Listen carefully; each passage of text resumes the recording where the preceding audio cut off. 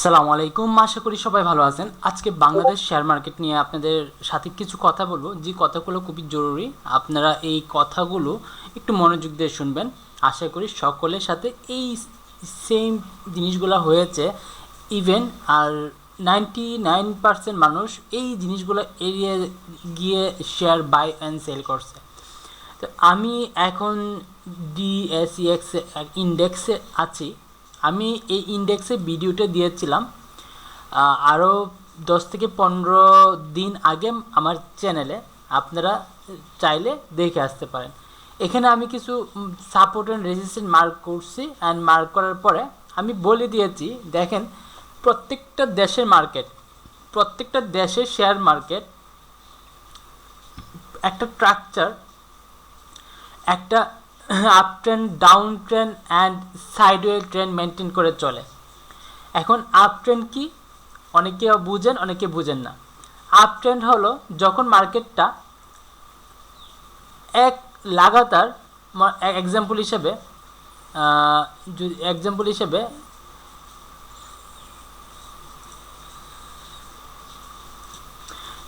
Example হিসেবে up trend কাকে বলে আমি সংক্ষেপে একটা আপনাদেরকে এক্সপ্লেন করার ট্রাই করতেছি। যদিও ভিডিওটা অনেক লম্বা করব না, সংক্ষেপে ট্রাই করতেছি। যেমন এক্সাম্পল হিসেবে আমি যদি এখান থেকে একটা পেন সিলেক্ট করি, এই যে মার্কেটটা এইভাবে আস্তে আস্তে করে লোয়ার হাই লোয়ার লো করে করে মার্কেটটা উপরের দিকে গেল, এটাকে বলে একটা আপ ট্রেন্ড মার্কেট। এটাকে বলে একটা up trend market. And down trend market কোনটাকে বলে? ডাউন ট্রেন্ড মার্কেট বলে হলো এইভাবে সেমভাবে আস্তে আস্তে আস্তে আস্তে ডাউন দিকে যে মার্কেটটা মুভমেন্ট করে অনেকটা সময় ধরে, এটাকে বলে ডাউন ট্রেন্ড মার্কেট। এখন সাইডওয়ে বা রেঞ্জিং মার্কেট কোনটাকে বলে? রেঞ্জিং মার্কেট একটা বক্সের ভিতর এইভাবে এইভাবে মার্কেটটা অনেকটা সময় ধরে রেঞ্জ বাউন্ড হিসাবে থাকে। যখন মার্কেট একটা সাইড ব্রেক করে তখন এইভাবে একটা সাইড থেকে ব্রেক করে। সো এটাকে বলা হয় সাইডওয়ে মার্কেট। এখন আমরা চিনতে পারলাম তিনটা মার্কেট টাইপ, একটা আপ ট্রেন্ড মার্কেট, একটা ডাউন ট্রেন্ড মার্কেট, একটা সাইডওয়ে ট্রেন্ড মার্কেট। এখন চিন্তা করেন ঢাকা ইন্ডেক্সের কথা যদি চিন্তা করি, এখানে মার্কেটটা কিন্তু দেখেন, এখানে মার্কেটটা কিন্তু পুরো এই সময় থেকে, প্রায় এই সময় থেকে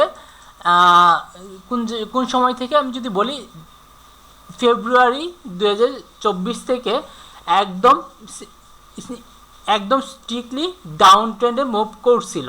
যখন ডাউন ট্রেন্ডে মুভ করছিল তখন মার্কেটটা এই ডাউন ট্রেন্ডকে ব্রেক করছে। ডাউন ট্রেন্ডে ব্রেক করার পরে মার্কেটে স্ট্রংলি একটা ইন্ডেক্স, একটা বড় একটা হাইপ দেখায় দিছে। এখন হাইপটা দেখানোর পরে আমরা আসলে অনেকেই ধরে নিয়েছি মার্কেটে ইন্ডেক্স এত ভালো হচ্ছে, তার মানে তো শেয়ার মার্কেট এখন আসমানে চলে যাবে, শেয়ার মার্কেট এখন মানে হাতের নাগালে চলে যাবে। এখন আমরা 5 টাকা শেয়ার 100 টাকাতে আসে, 100 টাকাতে কিনে ফেলি, যা শেয়ার আছে সব কিনে ফেলি, কারণ ইন্ডেক্স ভালো। এই যে আমাদের ভুল ধারণাগুলা, এই ধারণাগুলোর জন্য আমরা শেয়ার বাজারে আজকে আমাদের এত বড় বড় ক্ষতিগ্রস্ত। দেখেন ইন্ডেক্স 100% ভালো হইলে যে শেয়ার মার্কেট সব শেয়ার ভালো হবে, এটা কিন্তু ভাবা একদমই ঠিক না, এটা একদমই বোকামি। সো আবার শেয়ার মার্কেট ইন্ডেক্স যদি খারাপ থাকে সব শেয়ার খারাপভাবে মুভ করবে, এটাও কিন্তু ঠিক না। ইন্ডেক্সের উপর একটা ডিপেন্ড করে, বাট অলওয়েজ ইন্ডেক্সকে আপনারা সাপোর্ট করে আপনারা বাই সেল করে ফেলবেন না।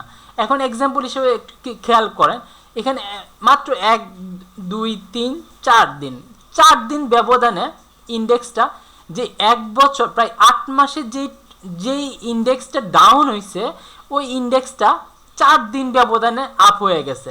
এখন কি আপনাদের মাথায় এটা আসে না? এই কাজটা কারা করাইছে? এই কাজটা কারা করাইছে? এই কাজটা কি আপনাদের সাধারণ পাবলিকরা করাইছেন? এই কাজটা কি আপনাদের সাধারণ পাবলিকের দ্বারা সম্ভব? আপনাদের সাধারণ পাবলিকের কাছে কত টাকা? 10 লাখ, 20 লাখ, 30 লাখ, 50 লাখ, 1 কোটি। বাট যারা এই মার্কেটটাকে নিয়ে খেলা করে, তাদের কাছে আপনার 10 কোটি, 20 কোটি, 50 কোটি, 100 কোটি টাকা নিয়ে তারা মার্কেটে খেলা করে। তারা এই কাজটা করছে। আর তারা কি আপনার এই তাদের কি নলেজ নাই? তারা পাবলিককে কিভাবে ধরা ধরা খাওয়াবে, পাবলিককে কিভাবে ট্র্যাপে ফেলবে, এই জিনিসগুলো নিয়ে তো তাদের খেলা। আর শেয়ার মার্কেটে খেলাই হইলো এটা। এই জিনিসটা চিন্তা করেন না কেন? আপনি লস করবেন, আরেকজন প্রফিট করবে, আপনি প্রফিট করবেন, আরেকজন লস করবে। ভাই এই শেয়ার মার্কেটটা এতটা ইজি না যে আপনারা এতটা ইজি ভাবেন আর মানুষের কথা শুনে ইচ্ছা মতো যেখানে ইচ্ছে সেখানে শেয়ার কিনে কিনে বসে থাকেন। এখানে আমি ইন্ডেক্সে যদি একটা এক্সাম্পল দেখাই, এখন ইন্ডেক্সটা কি হইতে পারে? ইন্ডেক্সটা আমি যদি বলি, ইন্ডেক্সটা এখান থেকে একটা রিটেস্ট নিচ্ছে এই লেভেলটাতে, রিটেস্ট নেওয়ার পরে এখানে একটা রেঞ্জিং মার্কেট ক্রিয়েট করছে, এখানে একটা রেঞ্জ বাউন্ড মার্কেট ক্রিয়েট করছে। এখন এখানে দেখেন একটা রেঞ্জিং মার্কেট ক্রিয়েট করছে, এখানে মার্কেটটা কিছুটা রেঞ্জ বাউন্ডে আছে। তো আমরা এই রেঞ্জ বাউন্ডের মধ্যে এত প্যানিক যে আমরা শেয়ার দুমদাম সেল করে দিচ্ছি, আর যারা কেনার জন্য বসে আছে তারা কিনে ফেলতেছে। দেখেন আমরা একটা রেঞ্জ বাউন্ড মার্কেটে আছি। তো ইন্ডেক্সটা এখন কিভাবে চলতে পারে? ইন্ডেক্সটা নেক্সট দিক কি হইতে পারে? ইন্ডেক্সটা এই এই বক্সটা থেকে যখন বেরিয়ে যাব আমরা, এই বক্সটা থেকে যখন বেরিয়ে যাবে মার্কেটটা, তখন মার্কেট কিন্তু এই লেভেলে আবার মুভমেন্ট করবে। মার্কেট কিন্তু আবার এই লেভেলে মুভমেন্ট করবে। আবার এমনও হইতে পারে মার্কেটটা দেখেন এখানে যে ক্যান্ডেলটা রেখে গেছে, এই ক্যান্ডেলটা কিন্তু আপনার গ্যাপ আপ, এই ক্যান্ডেলটাকে বলা হয় ফেয়ার ভ্যালু গ্যাপ ক্যান্ডেল। এই ক্যান্ডেলটার মধ্যে আপনার একটা কোনো সাপোর্ট নাই। এমনও হইতে পারে এই ক্যান্ডেলটা ফিল আপ করার জন্য হইলেও ইন্ডেক্সের মার্কেটটা এইভাবে আসবে, এইভাবে এসে ক্যান্ডেলটা ফিল আপ করে তারপরে মার্কেটটা আবার উপর দিকে মুভমেন্ট শুরু করবে। এখন আপনারা যখন এই মার্কেট ইন্ডেক্স এই ডাউন দেখে আপনারা মাথা নষ্ট হয়ে গেছে, অথবা আপ দেখে আপনারা যে এই মাথার মধ্যে বাই করে বসে আছেন, এই জিনিসগুলো আপনাদেরকে কে বলবে? ভাই আপনারা যারা শেয়ার মার্কেটে আসেন কিচ্ছু শিখে আসেন। এখানে লাখ লাখ টাকা নষ্ট করেন আপনারা, নষ্ট করে গভর্নমেন্টকে দোষ দিচ্ছেন, ওকে গালাগালি করতেছেন। ভাই আপনি যদি এইখানে নলেজ থাকে আপনাকে কেউ ঠকাইতে পারবে না। মানলাম মার্কেটে ম্যানিপুলেশন হয়, মার্কেটে সারা জীবন ম্যানিপুলেশন হবে, ওয়ার্ল্ডের সব মার্কেটে ম্যানিপুলেশন হয়, তবে বাংলাদেশ মার্কেটে ম্যানিপুলেশনের সংখ্যাটা বেশি। তো এই ম্যানিপুলেশনের সাথে ফাইট করে আপনাদেরকে প্রফিট করে নিতে হবে। আপনি এটা ভাবতে পারেন না যে আপনি লস করতেছেন বিদায় মার্কেট কি সবাই লস করতেছে? আপনারা যে পেনিকে এখানে সেল, আপনারা এই শেয়ারটা কিনছেন, এক্সাম্পল হিসেবে আপনারা শেয়ার কিনছেন 20 টাকা দিয়ে অথবা 100 টাকা দিয়ে, এখন শেয়ার প্রাইস চলে আসছে 50 টাকা। কারণ আপনি যে পেনিকে সেল করে দিচ্ছেন, এই এই 50 টাকা লসে সেল করতেছেন, এই শেয়ারটা কে কিনতেছে? অন্য একজন মানুষ কিনতেছে। তার মানে সে যে কিনতেছে সে কি এটা থেকে লস করবে? না, সে এটা থেকে লস কখনো করবে না, সে এটা থেকে প্রফিট করবে। তো আপনারা মাথার মধ্যে এই জিনিসটা কেন যায় না ভাই? আপনারা সবসময় খালি মার্কেটকে দোষারোপ করেন, এই মার্কেটকে দোষারোপ করে নিজের সান্ত্বনা দেন। ভাই আপনার লাখ লাখ টাকা নষ্ট হয়ে যাচ্ছে, আপনি মার্কেটকে দোষারোপ দিয়ে আপনি নিজে সান্ত্বনা দিচ্ছেন, এটা কোন ধরনের বোকামি? আপনারা চেষ্টা করেন না যে মার্কেট থেকে কিছু শিখি, মার্কেটটা কীভাবে কাজ করি একটু বোঝার চেষ্টা করি।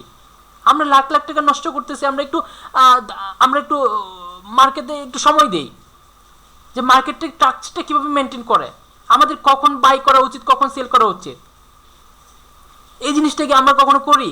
99% মানুষ আমরা এই জিনিসগুলো করি না। এই জিনিসগুলো আমরা না করার কারণে আমরা মার্কেটে কন্টিনিউয়াসলি লস করে যাই, লস করে পর মার্কেটকে গালাগালি করি। এক্সাম্পল হিসেবে একটা শেয়ার প্রাইস চলে আসছে আপনার 50 টাকাতে, এই 50 টাকার শেয়ারটা দাম ছিল 10 টাকা, 10 টাকা থেকে 50 টাকা, তার মানে এই শেয়ারটা 40 গুণ শেয়ারটা অলরেডি বাড়ছে। তো এখন কি এই 40 গুণ যেহেতু বাড়ছে, যারা এই 10 টাকা থেকে কিনা শুরু করছে 50 টাকা নিয়ে গেছে, তাদের শেয়ারগুলো সেল করবে না? এই শেয়ারটা তো আবার 10 টাকাতে আসতে পারে, এইটা বুঝেন না কেন? এইটা বুঝেন না কেন আপনারা? আমি একটা এক্সাম্পল দিই, ইন্টারন্যাশনাল মার্কেটের একটা এক্সাম্পল দিই, ইন্টারন্যাশনাল ফরেন মার্কেটের একটা এক্সাম্পল দিই, যেটা হলো আপনার ফরেন কারেন্সি বলে, যেটাকে ফরেন কারেন্সি ট্রেডিং বলে, যেটাকে ফরেক্স বলে, যেটাকে এখন এক্সাম্পল হিসেবে এটা চিন্তা করেন। গোল্ড মার্কেট, এটা একটা gold market. So gold market কি হয়েছে? গোল্ড মার্কেট, আমার এখানে অনেক টাকা আছে, আমি ম্যানেজ করতে পারছি, আমার এখানে টাকা আছে, আমি ম্যানেজ করতে পারবো। বাট যার টাকা নেই সে ম্যানেজ কীভাবে করবে? এখন এখানে দেখেন, এখানে আমি সেল করছি, এখানে সেল করার পরে মার্কেট কী হইল, আবার উপরে উঠে গেল। আমি এখানে আবার সেল করছি, এখানে আমি 1% 2% সেল করছি, এখানে আবার 2% সেল করছি, আবার মার্কেট উপরে গেল, আমি এখানে আবার 2% সেল করছি, আবার মার্কেট উপরে গেল, এখানে আবার আমি 2% সেল করছি, আবার মার্কেট উপরে গেল, আমি এখানে 2% সেল করছি, আবার মার্কেট উপরে গেল, আমি এখানে 2% সেল করছি, আবার এখানে মার্কেট উপরে গেল, এখানে 2% সেল করছি।